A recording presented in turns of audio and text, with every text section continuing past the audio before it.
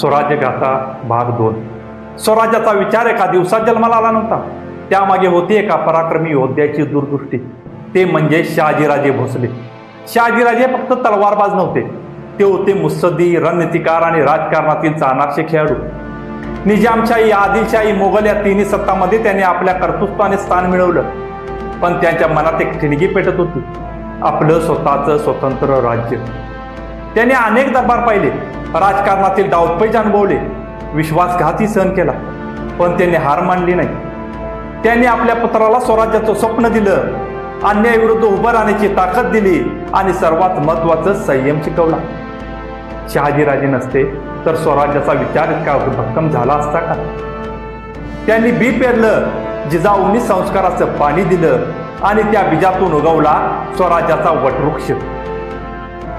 इतिहास फक्त राजांचा नसतो, तो घडविणाऱ्या पित्यांचाही असतो.